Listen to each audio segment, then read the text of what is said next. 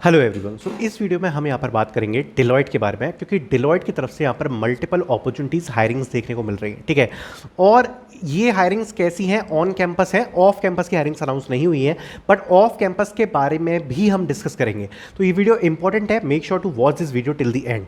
सबसे पहले बात कर लेते हैं यहाँ पर ऑन कैंपस की। तो finally Deloitte announce the on campus hirings, जिनके जो रजिस्ट्रेशन हैं वो आज से स्टार्ट हो रहे हैं। और अगर आपके कॉलेज में ऑन कैंपस 2026 बैच के लिए डिलॉयट आई हुई है for different position, please tell me in the comment section कि किस पोजीशन के लिए यहाँ पर डिलॉयट आई है आपके कॉलेज में, और उस पोजीशन के बारे में आपको कोई भी नॉलेज है, पे पैकेज कितना प्रोवाइड करा रही है, या फिर आपको अगर एग्जाम डेट आ चुकी है, तो please tell me in the comment section, because काफी सारे कॉलेजेस में आज नोटिफिकेशन आया from the Deloitte that Deloitte will be conducting the hiring on campus for 2026 batch. तो हम उसके बारे में डिस्कस करेंगे।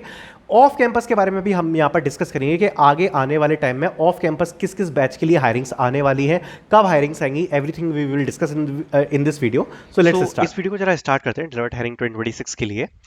सारी डिटेल्स के बारे में डिस्कस करते हैं। तो मल्टीपल रोल्स यहाँ पर पॉसिबल हो सकते हैं। एक तो देखो साइबर एनालिस्ट का रोल है, जिसके लिए अभी जो पैकेज है वो अभी मैं कंफर्म नहीं हूँ, बट इसका जो पे पैकेज है वो यहाँ पर 4.5 से लेकर 6.5 तक हो सकता है। देन बिजनेस टेक्नोलॉजी एनालिस्ट का यहाँ पर रोल है, जो कि यहाँ पर 6.5 एलपीए का पे पैकेज ऑफर करता है।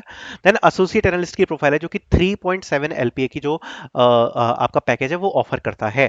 तो मल्टीपल ये पोजीशंस होती हैं, मल्टीपल ये हायरिंग्स होती हैं, और अलग अलग पोजीशंस के लिए यहाँ पर आपके कॉलेजेस में अलग अलग रोल्स के लिए यहाँ पर जो डिलॉयट है वो आपके कॉलेज में हायरिंग के लिए आ सकती है। ठीक है, अब सबसे पहले बात कर लेते हैं understand on campus hiring schedule. ठीक है, इसको डिस्कस करने से पहले सबसे पहले बस मैं आपको ये सामने एक ही चीज रखना चाहूंगा।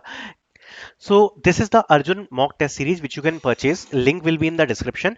इसका आप यूज कर सकते हो किसी भी कंपनी के प्रिपेयर करने के लिए, चाहे वो कैपजेमिनी हो, कॉग्निजेंट हो, डिलॉयट हो। कोई भी कंपनी अगर हायर कर रही है आपके कॉलेज में, सो आप डेफिनेटली इस कोर्स का यहाँ पर यूज कर सकते हो, जो कि मॉक टेस्ट रहने वाला है। और इसमें 1500 प्लस क्वेश्चन आपको देखने को मिल जाएंगे। सभी टॉपिक्स हैं इसमें, लाइक क्वांट है, reasoning, verbal, reading, paragraph, gamified assessment, pseudo code, DSA, CS fundamental, SQL, oops, data interpretation, development, communication assessment, coding question, essay writing, सब कुछ आपको देखने को मिलेगा। Link will be in the description, और इस टेस्ट को आप यूज कर सकते हो किसी भी चीज की प्रिपरेशन के लिए। Now let's continue with our subject, which is Deloitte. Okay, so now we will understand the on campus hiring schedule, then we will talk about off campus.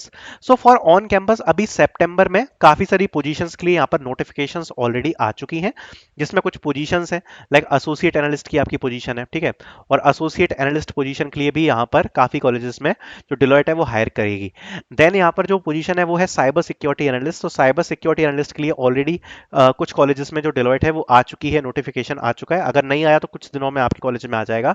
Then है बीटीए, बिजनेस टेक्नोलॉजी एनालिस्ट। ये थोड़े से कुछ premiere institutes वगैरह होते हैं, उसमें आपको ये वाली पोजीशन देखने को मिल जाएगी। ऑफ कैंपस के बारे में बात करते हैं तो यहाँ पर है डिलॉयट, एनएलए, ओटीएन और बीटीए। सो अक्टूबर के बाद आप इन हायरिंग्स को एक्सपेक्ट कर सकते हो टिल जनवरी। ठीक है, और इन हायरिंग्स में डिलॉयट एनएलए होगा, जिसमें 2026 बैच एलिजिबल होगा ऑफ कैंपस। देन होगा डिलॉयट ओटीएन, ये भी 2026 बैच होगा off campus. And then Deloitte BTA होने वाला है। तो ये भी जो आपकी अपॉर्चुनिटी है वो भी आपकी ये आपकी ऑफ कैंपस आ सकती है या नहीं आ सकती है, it is not 100% sure, but generally इसमें 2025 बैच, 2024 बैच एलिजिबल रहेगा पार्टिसिपेट करने के लिए। बट देखते हैं इस साल ये आएगी कि नहीं आएगी, लास्ट ईयर तो आई थी। सो देखते हैं। बाकी डिलॉयट एनएलए और डिलॉयट ओटीएन जरूर आएगा 2026 बैच के लिए ऑफ कैंपस। ठीक है, अब जो ऑन कैंपस और ऑफ कैंपस में क्या डिफरेंस है, देखो जो ऑन कैंपस की हायरिंग ड्राइव है ना, ये आपको एक तो अच्छा पैकेज प्रोवाइड कराती है, और साथ साथ में इसकी जो पोजीशन है ना, वो आपको एक पोजीशन ऊपर मिलती है, जो कि आपको मिलती है ऑफ कैंपस में। जो ऑफ कैंपस की हायरिंग है उससे ये जो ऑन कैंपस वाली हायरिंग है, जिसमें आपको डायरेक्टली एनालिस्ट की पोजीशन मिल रही है, वो यहाँ पर बेटर है। इसलिए ऑन कैंपस की हायरिंग में आप ट्राई करना। बाकी ऑफ कैंपस की जो हायरिंग है वो काफी ज्यादा डिफिकल्ट भी होती है, जो सिलेक्शन रेशियो है वो काफी ज्यादा कम है, इसलिए जो ऑन कैंपस की हायरिंग है वो काफी ज्यादा बेटर है डिलॉयट की। ठीक है, अब we will talk about the process. तो प्रोसेस, जो मोस्ट कॉमन प्रोसेस है जो कि डिलॉयट फॉलो करती है, वो है सबसे पहले आप अप्लाई करोगे, फिर शॉर्ट लिस्टिंग है, फिर ऑनलाइन असेसमेंट है, टेक्निकल इंटरव्यू और एचआर इंटरव्यू। तो this is the process which they follow. हम बात कर लेते हैं ऑनलाइन असेसमेंट्स के बारे में। तो सबसे पहले जो ऑनलाइन असेसमेंट है उसमें आपको यहाँ पर क्वांटिटेटिव एबिलिटी देखने को मिलेगा, रीजनिंग एबिलिटी देखने को मिलेगा, वर्बल एबिलिटी देखने को मिलेगा, टेक्निकल एमसीक्यू है, और 2 कोडिंग क्वेश्चंस आपको देखने को मिल जाते हैं। ये आपका एक फर्स्ट ऑनलाइन असेसमेंट राउंड होता है, या ओए राउंड आप इसको बोल सकते हो। एंड ये जो है ये जनरल कॉमन प्रोसेस है, मैं ये सभी अलग अलग रूल्स के लिए नहीं बता रहा, बट जनरली जो डेलॉयट है वो कुछ इसी प्रकार का टेस्ट लेती है। थोड़े बहुत चेंजेस हो सकते हैं, बट मोस्ट कॉमनली कुछ इसी प्रकार का जो आपको टेस्ट होता है वो यहाँ पर देखने को मिल जाता है, ठीक है। और यहाँ पर हमने ऑलरेडी बात कर ली है रूल्स के बारे में, सो इस डिस्कस करते हैं। तो सबसे पहले आता है क्वांट। अभी जो क्वांट का सेक्शन है इसमें आपको इजी लेवल डिफिकल्टी के और कुछ क्वेश्चंस मीडियम लेवल डिफिकल्टी के देखने को मिल जाते हैं, जो कि क्वांटिटेटिव के होते हैं, जिसमें आपको डायरेक्ट फार्मूला बेस्ड क्वेश्चंस भी देखने को मिल जाएंगे एंड कुछ आपको कैलकुलेटिव क्वेश्चंस भी देखने को मिल जाएंगे। जनरली ये जो क्वेश्चन ये जो क्वांट का आपका कट ऑफ है ये जनरली हाई जाता है, बिकॉज इसका लेवल उतना ज़्यादा डिफिकल्ट नहीं है, इजी मीडियम डिफिकल्टी का ही आता है। एंड जो इसके क्वेश्चंस के होते हैं आपको शायद 13 क्वेश्चंस देखने को मिल सकते हैं अराउंड इन 18 मिनट्स, ठीक है। ऐसा कुछ इसका रहता है, but something like this only, okay. So इसके लिए prepare good for your quantitative. बाकी मॉक टेस्ट की लिंक मैंने आपको डिस्क्रिप्शन में प्रोवाइड करा दी है, उससे प्रिपेयर अगर करोगे तो हाँ डेफिनेटली आपकी बहुत अच्छी प्रैक्टिस हो जाएगी, बिकॉज क्वांट रीजनिंग सभी टॉपिक पे आपको 240 क्वेश्चंस देखने को मिलने वाले हैं।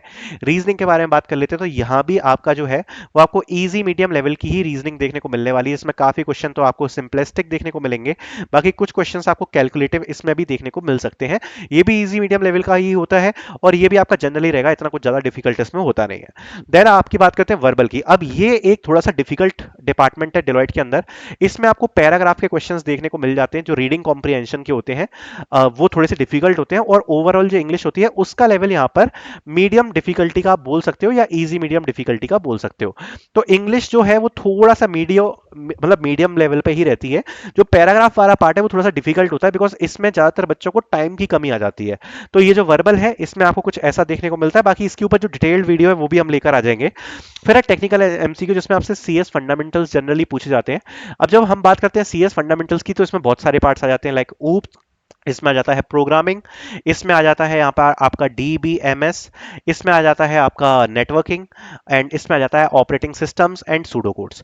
सो काफी सारे जो टॉपिक्स हैं इसमें पूछे जाते हैं, और ये सारे भी हमने मॉक टेस्ट में इंक्लूड कर रखे हैं, लिंक आपको डिस्क्रिप्शन में मिल जाएगी प्रिपरेशन करने के लिए।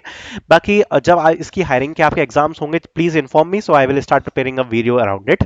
देन यहाँ पर जो अगला टॉपिक है वो है कोडिंग क्वेश्चन। तो यहाँ पर 2 कोडिंग क्वेश्चन जनरली आपसे पूछे जाते हैं, जिनका लेवल एक क्वेश्चन ईजी रहता है और एक आपका जो क्वेश्चन है वो मीडियम रहता है। तो ये इसका जो कट ऑफ है वो एटलीस्ट ये रहता है कि आपका जो क्वांट है उसमें आप एटलीस्ट 70 to 80% प्लस सॉल्व करो, रीजनिंग में भी 70 to 80% प्लस सॉल्व करो, इंग्लिश में 70 to 75% ठीक है आपका, टेक्निकल एमसीक्यू में 60 to 70% का स्कोर अच्छा होता है, और कोडिंग क्वेश्चन में 1+ कोडिंग क्वेश्चन तो आपको सॉल्व करना ही है।